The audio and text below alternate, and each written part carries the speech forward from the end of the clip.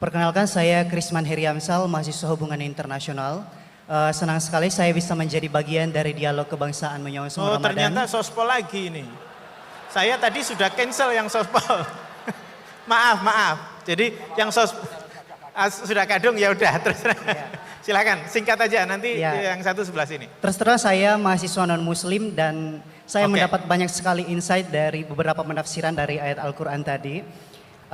Salah satu fenomena yang kita hadapi saat ini sangat sulit untuk menghadirkan dialog-dialog yang menghadirkan orang-orang yang dari latar belakang agama yang berbeda, dan seolah-olah hanya jika kita memiliki latar belakang keagamaan yang sama baru kemudian kita bisa memiliki kesempatan untuk berdialog. Nah, kira-kira mengapa sangat sulit bagi kita di negara kita ini untuk menghadirkan orang-orang dari latar belakang agama yang berbeda untuk hadir dalam suatu forum dialog yang sama. Kemudian bagaimana kita bisa menyikapi fenomena tersebut? Terima kasih. Saya mengapresiasi pertanyaan dari mahasiswa non-muslim tadi. Sebetulnya ketika negara ini berdiri itu ya dialek semua antar umat beragama. Sehingga diputuskan yang penting itu berketuhanan. Maka yang ditolak oleh konstitusi kita adalah ateisme, komunisme. Saya membayangkan misalnya punya anak perempuan, diajak orang yang tidak beragama di tengah hutan misalnya, bunuh ya tidak takut Tuhan, merkosa tidak takut Tuhan, salah etika ya tidak takut Tuhan. Bandingkan kalau diajak yang beragama, pasti masih ada rambu-rambu, ada ini itu. Sehingga memang masalah betul ketika orang tidak berketuhanan itu. Jadi saya ingatkan Mas tadi, siapa tadi namanya? Yang non Irman saya, yang non muslim tadi itu. Siapa? Namanya siapa? Siapa? Kurang jelas. Siapa namanya? Krisna. Krisman. Oke, namanya Krisman. Jadi Mas Krisman ya, kalau dibilang nggak pernah ada dialog, dulu ketika negara ini berdiri, itu semua tokoh agama bersepakat. Termasuk saat itu ya ada Perindo, selain ada NU ada Perindo. Itu yang ditentang itu adalah ateisme. Karena kalau orang tidak bertuhan itu ngeri. Ngerinya itu ya tadi misalnya kita punya anak perempuan atau punya keluarga, diajak orang yang tidak beragama. Misalnya berzina ya tidak takut dosa, merkosa ya tidak takut, bunuh ya tidak takut karena nggak punya Tuhan. Mungkin takutnya sama polisi ya kalau ketahuan, kalau enggak. Tapi kalau orang bertuhan ini sistem kesalehannya, sistem kebaikannya ini berlipat-lipat. Takut hukuman Tuhan, takut sosial, takut ini itulah, sehingga kita bersepakat berketuhanan. Lalu kedua, ada beberapa kejadian nyata. Di beberapa negara yang fahamnya itu tidak bertuhan, itu bekas kondom atau bekas apa dipakai lagi, didaur ulang. Bahkan tinja yang bisa dikelola jadi bahan makanan. Kalau yang beragama tidak, termasuk mungkin di ilmu medis ini tidak wilayah saya tapi saya cerita, mungkin masalah-masalah kayak ya apa hal-hal yang menurut kita dilarang, menurut agama mereka enteng saja. Misalnya bikin cadangan-cadangan organ tubuh dan sebagainya. Kalau beragama itu masih enak, aturannya jelas. Kalau nggak beragama itu repot. Sehingga saya cerita sedikit lagi-lagi karena kadung dipuji ahli Quran Pak Kures sama saya. Saya cerita. Dulu ketika Rasulullah itu sugeng masih hidup, itu ada kekuatan politik. Satu Romawi bertuhan, yang satu Persia tidak bertuhan, tidak berkitab suci.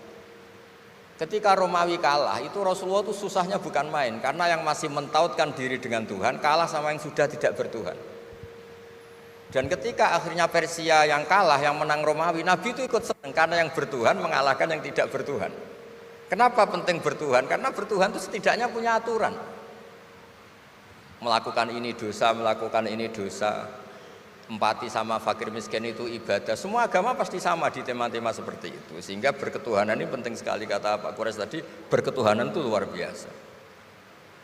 Terus kedua, ini penting juga. Saya mohonnya, saya pernah juga disowani beberapa tokoh dari Mabes Polri. Saya sering bilang, Indonesia, utamanya pejabatnya, harus terima kasih sama seluruh rakyat Indonesia. Karena itu aset yang sebenarnya Indonesia, ya seluruh rakyat Indonesia.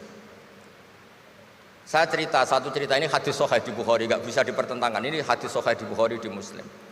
Di antara yang diapresiasi Allah itu adalah potensi jahat kita tidak menjadi, tidak kita wujudkan. Kalau seluruh rakyat Indonesia, tidak usah seluruh, 1/4 kita ini maling semua.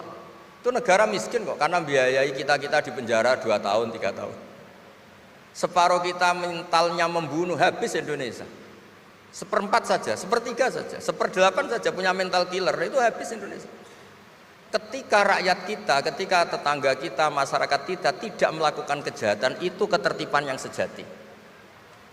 Maka semua bentuk ketidakkriminalan yang dilakukan oleh rakyat Indonesia itu awal dari aset bangsa ini. Coba kalau semua orang mencuri, habis negara untuk biayai di penjara. Semua orang kriminal, berkahnya mereka tidak melakukan, Indonesia baik-baik saja. Sebab itu ketika ada sekian kebaikan, Nabi terakhir ngendikan apa? Takufu syarroka anin nas fa innaha shadaqatun minka ala nafsik. Potensi jahat kamu jangan kamu lakukan, itu sudah menolong peradaban. Para gadis tetap gadis karena nggak diperkosa. Orang yang punya kambing satu tetap punya kambing satu karena nggak dicuri. Orang yang berkarir tidak terhenti karena karakternya nggak dibunuh, tidak dihujat, tidak dihentikan, tidak disetop oleh cibiran, oleh bulian. Maka di antara 7 orang yang dilindungi Allah, fi dzillihi yauma la dzilla illa dzilluh, itu Nabi hanya cerita orang yang nggak jadi. Di antara yang diceritakan Nabi dalam sebuah hadis, saya ini lelaki sejati, sangat mencintai sepupu saya, dan saya mau ngumpuli dia, tidak mau sampai saya kasih uang 100 dinar. Setelah saya kasih 100 dinar, saya ingin ngumpuli dia dengan cara salah tentu. Dia nggak mau dan berpesan, la tafuddal khatam illa bihaqqi. Kamu jangan ngumpuli saya sebelum nikah. Singkat cerita, pemuda ini nggak jadi melakukan hal yang nista, yang nggak benar. Itu sama Allah dijadikan wali, berkahnya nggak jadi. Jadi kalau potensi kejahatan kita tidak menimpa orang lain itu sudah luar biasa. Jangan nunggu berjasa kita dapat penghargaan setelah kita jadi kiai besar, jadi dosen UGM, jadi ini itu.